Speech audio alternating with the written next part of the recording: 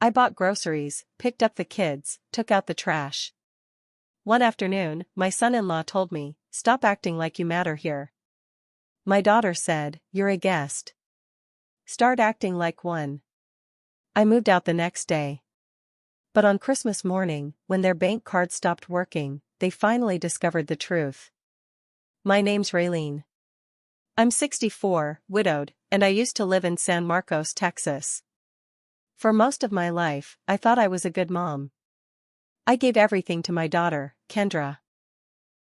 I raised her on my own most days, because her dad worked double shifts for years. We weren't rich, but we made it work. When he died 5 years ago from a heart attack, everything changed. It hit me hard. One minute we were in the store arguing over groceries, and the next I was watching a nurse close a curtain over his body. I stood in the hospital for a long time, not even knowing what to do next. It was like someone had kicked the bottom out of my world. I stayed in the house alone for over a year. At first, I thought the silence would be peaceful. But it turned into something heavy. I tried different things, church, community volunteering, senior socials, but none of it filled the hole. My husband had been the one constant in my life. Without him, I felt like I was floating without an anchor.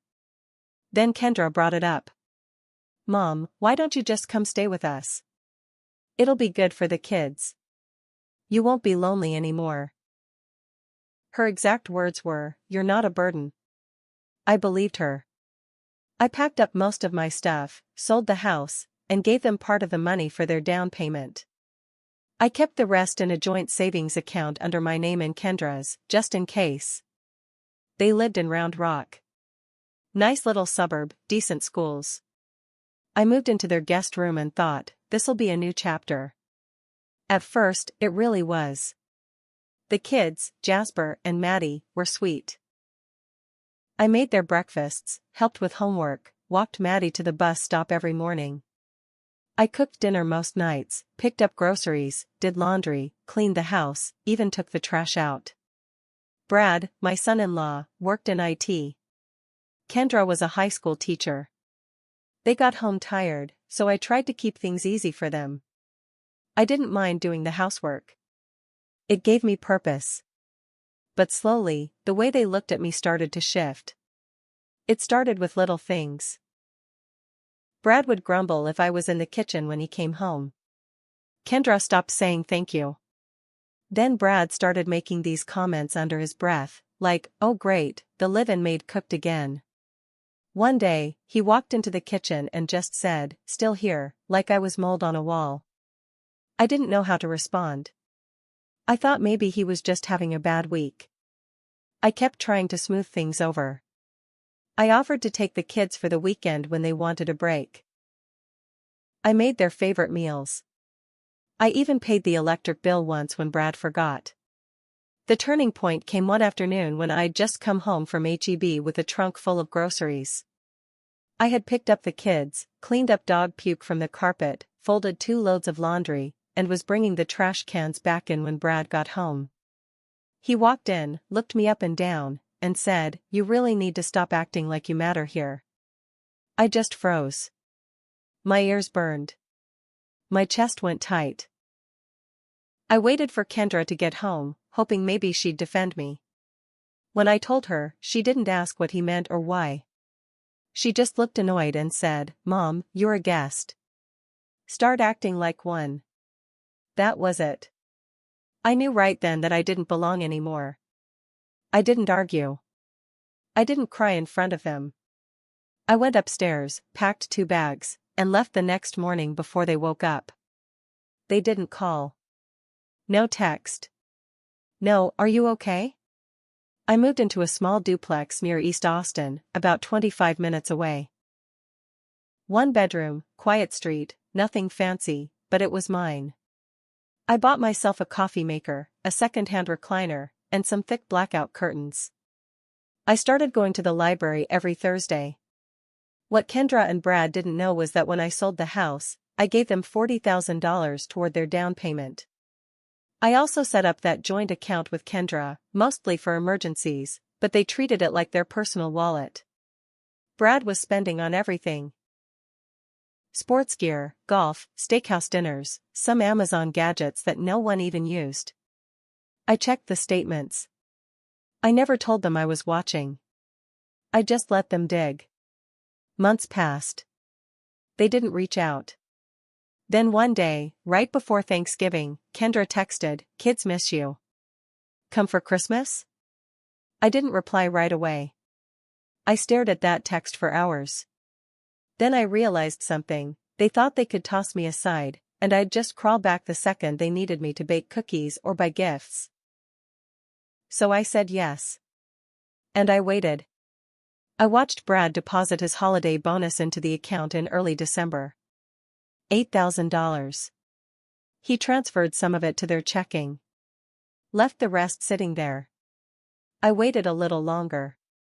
Christmas Eve, I logged in, transferred all the money, $71,342, into my new account, and closed the joint one completely. It had all come from the sale of my home, my savings, and Brad's arrogance. I showed up to Christmas morning like nothing had happened. I brought a pecan pie. I handed the kids their presents, gift cards and a few toys. They tried to act warm. Brad even said, "Glad you could make it." Like nothing had happened. Around noon, Kendra suggested they order lunch. Brad got on his phone and tried to use the card. I was watching him from the couch. He froze. Tried again. Then again. His voice got sharp. "Why isn't this going through?" Kendra grabbed her phone. Tried hers. Same result. I stood up, picked up my coat. "What happened to the account?" she asked, starting to sound nervous. I looked right at her and said, "It was my account. I closed it." "You can't do that," Brad snapped. "Oh, I could." And I did. They started panicking. Kendra looked like she might cry. Brad looked like he wanted to punch a wall. That's where I left it. I walked out the door with my pie plate under my arm. Didn't look back. After I walked out that Christmas morning, I figured they'd try to call. I expected a dozen angry voicemails or texts. But it was silent. 3 whole days went by. Then I got a message, not from Kendra, but from Jasper, my grandson. Just one line, "Are you mad at Mom and Dad?" That one hurt. I waited a bit before replying. I told him I wasn't mad at him or Maddie, and that I'd always be there for them. But I didn't explain anything else. He was only 11. He didn't need to be dragged into it. A few hours later, Kendra finally reached out. "We need to talk." "I'm serious." I ignored her. Then the texts started coming faster. "You've ruined everything. Do you even care about your grandkids?" Brad's boss called, "Our mortgage payment bounced because we couldn't cover the autopay." That one made me pause. They had no backup savings? No emergency fund? After all the money they'd pulled from that account? Brad made good money. Kendra had her salary. What were they doing? I didn't reply. 2 days later, a letter came in the mail. Handwritten. From Kendra. She said she was sorry. That she didn't mean it the way it sounded, and that Brad was just stressed. That I'd taken things too far by closing the account and embarrassing them in front of the kids. She wrote that it wasn't fair to punish them like this. It was 4 pages long. Not once did she say she missed me. Not once did she admit they were wrong. Just guilt, excuses, and blaming me for reacting the way I did. I didn't write back. A week later, I was shopping at the grocery store near my place when I saw Maddie and Jasper with Brad. He looked tired, unshaven, like he hadn't slept much. The kids saw me and ran up. Maddie hugged me hard. She was crying. I leaned down, held her tight, and told her I was okay. I asked her how school was. She said she missed my breakfasts. Said the house was quiet and weird now. Brad didn't come over. He just stood near the frozen pizzas, watching. I looked at him once. He didn't nod. He didn't smile. He just stared at me like I was a stranger. After that, Jasper started texting me more often. He even asked if I could come to one of his soccer games again. I said I'd try. Then in February, something strange happened. I got a notice from the bank. Someone had tried to file a dispute on the closed joint account, claiming that the funds removed were not authorized. Brad's name was on the complaint. He was trying to reverse the transfer. I had all the paperwork. The account was mine, legally, with Kendra listed as a secondary. The money had come from my house sale and retirement fund. I kept every document, every email, every wire transfer receipt. I wasn't dumb. I called the bank, walked them through everything. The rep on the line was polite, but even she sounded surprised at how organized I was. Within 3 days, the dispute was closed in my favor. But that wasn't the end of it. A week later, I got served. They were suing me in small claims court. Brad and Kendra were trying to say I took money that belonged to the family. That I committed financial abuse by closing an account used for shared living expenses. They wanted $40,000 reimbursed. I showed up to court by myself. Wore a clean sweater, slacks, and brought a folder 2 inches thick with records. They came with a lawyer. He looked at me like I was a helpless grandma. He smiled too much, asked condescending questions. But the judge wasn't fooled. She went over the records. She asked me how much of the account was funded by me. I told her, 100%. She asked me if I ever agreed to let them treat it like a shared household account. I said, not once. Not in writing. Not verbally. She looked over at Kendra and Brad, and I'll never forget what she said. So you're suing your mother for taking back money she gave you voluntarily? They both froze. Brad's lawyer stammered about expectations of shared use and contributions made over time. But the judge had had enough. Case dismissed. Just like that. Outside the courtroom, Kendra tried to catch up to me. She was crying again. Brad stood behind her, silent. Mom, we didn't know what else to do, she said. I looked her in the eyes. Then maybe you should have thought of that before telling me I was just a guest. She reached for my arm. I stepped back. Let me go, Kendra, I said. You already did once. After court, I figured that would be the end of it. But I should have known better. Brad didn't take losing well. 3 weeks later, I got a call from the school district office. They said someone had submitted a complaint about me, claiming I was emotionally unstable and had acted inappropriately with the children during school pickup. The woman on the phone said the complaint was anonymous, but I knew exactly where it came from. I wasn't listed on the kids' school contact forms anymore, so I hadn't picked them up since I left. I asked the school rep what this was about. She sounded uncomfortable. Well, Ms. Railene, we just have to follow up on all concerns submitted. Even if they're unclear. I offered to come in, bring ID, show proof I hadn't been near the school in months. They said that wouldn't be necessary. They just needed to close the complaint as unfounded. But I could tell they were watching me now. Someone wanted to tarnish me, even if nothing stuck. 2 nights later, my neighbor, Jorge, came over around 9 p.m. He looked worried. He said a man came by earlier asking questions. Said he was doing a background check on me for a private job. You applying somewhere? Jorge asked. I shook my head. I hadn't applied for anything. I was retired. I asked what the man looked like. Tall. White guy. Mid-30s. Drove a black truck. Had a clipboard and a fake-looking badge. It was Brad. I knew it in my gut. He was digging. Trying to make me look unstable. Dangerous, even. That night, I checked my credit reports and changed all my passwords. Put a fraud alert on my name, just in case. I even had my bank flag any suspicious inquiries. But the worst part came a week later.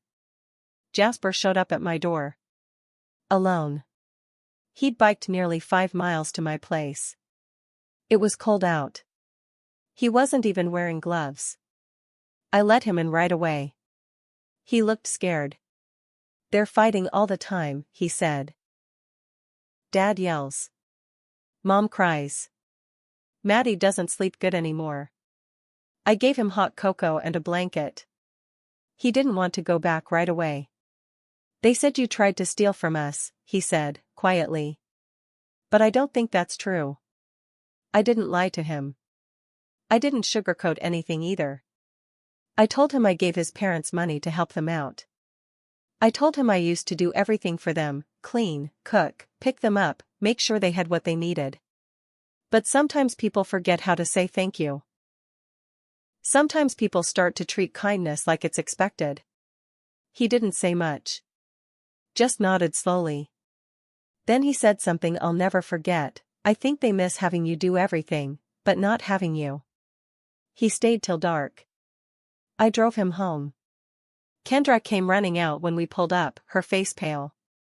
"You can't just take him," she snapped. "He showed up at my place," I said calmly. "He rode his bike. Maybe think about what that says." She tried to argue, but I didn't stay. I got back in my car and left. That night, I made a decision. I called my lawyer the next morning. I had kept every text, every voicemail, every receipt, and every bank document. But now I wanted to take it one step further. I wanted a legal separation. Not a divorce, of course, I wasn't married. But I wanted it documented that I had no financial ties, no liabilities, and no obligations to Kendra or Brad anymore. I wanted something enforceable. I also added a clause to my will that neither of them would get a dime. Everything, every penny, would go to Jasper and Maddie directly. I made sure it was locked airtight. In a trust they couldn't touch, even if the kids were still minors. My lawyer helped me file a cease and desist to Brad regarding the false reports and the visit to my neighbor. If it happened again, we'd pursue harassment charges. I didn't do it to hurt them. I did it because they had crossed a line. And I wasn't going to be their easy target anymore. But then, right when I thought I'd finally cut the last thread, something else happened. In early April, Kendra showed up at my door. No warning. No kids. Just her. She looked tired. Thinner. Her face was blotchy like she'd been crying for days. "I'm leaving him," she said. No hello. No emotion. Just those words. I didn't say anything. She stood there a minute, then added, "He told me if I ever talked to you again, he'd take the kids." I let her inside. She sat on my couch and started shaking. Not crying. Just trembling like her body couldn't hold it in anymore. "I messed up," she whispered. "I let him talk me into everything. I thought you'd always be around." She looked up at me, and for the first time in over a year, I saw my daughter again. The girl I raised. Not the bitter, cold stranger who called me a guest.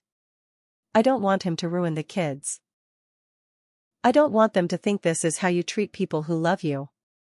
I didn't forgive her right away. I couldn't. But I listened. And I waited. Because something told me that Brad wasn't done yet. And I was right. Kendra stayed at my place that night.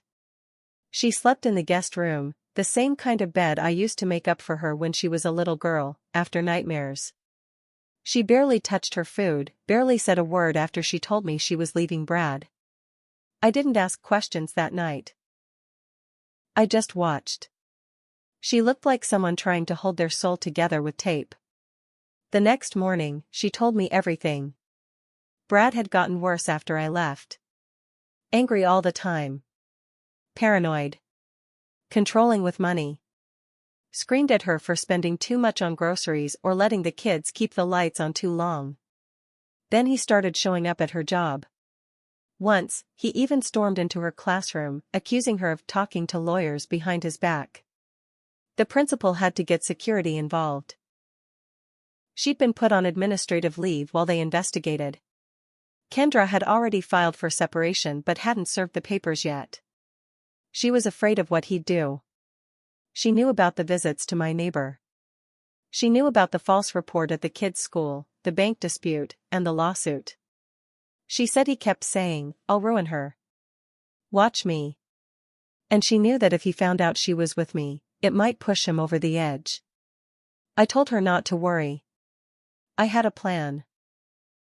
The next week, I helped Kendra set up her own checking account, P.O. box, and found her a family law attorney, not the cheap kind Brad could manipulate, but a firm out of Austin that specialized in messy cases with controlling spouses. I paid the retainer myself. Then I did something I hadn't done since my husband died. I called an old friend from his side of the family. His cousin Stephen worked for a private investigator in Dallas. We'd kept in touch off and on, and he still owed me a favor from when I helped his daughter through college apps years ago. "Let me look into Brad," Stephen said. "No promises, but if there's dirt, I'll find it." It took 2 weeks. Turns out, Brad had a girlfriend. Not just a fling. A second life. She lived in Waco, about 2 hours north. He'd been telling her he was separated, that Kendra was mentally unstable, and that he only stayed for the kids. He even had a rental in her name.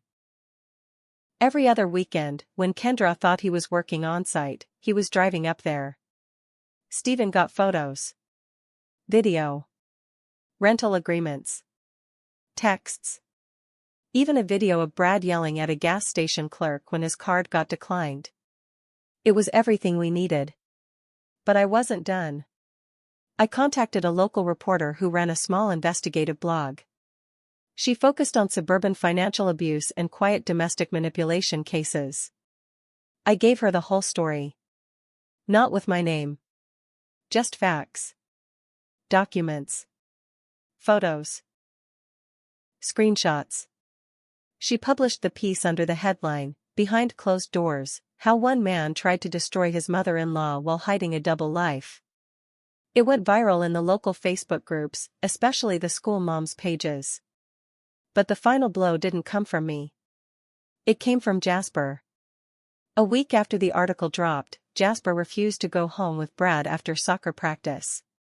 He told the coach, "I don't feel safe with him."